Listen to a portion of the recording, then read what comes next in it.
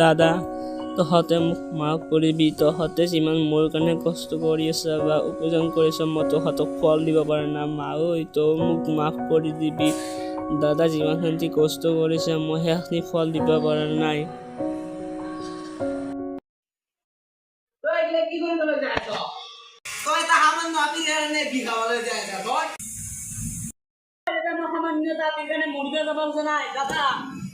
তই কিয় মৰিব যাব খুজিলি? নাই দাদা মোৰ ভুল হৈ গ'ল। তই মোক মাফ কৰি দি দাদা। এই উঠ। ভাইটি তই এইগিলা কিয় কৰিবলৈ যাই আছ? নহয় দাদা তোৰ সফল মই দিব পৰা নাই। তই যি কৰিছ মোৰ কাৰণে কষ্ট দিলা। তই ইমান কষ্ট দিলা কৰিছ মই এটা চাকৰি এটা কৰি দিব পৰা নাই তোৰ কাৰণে।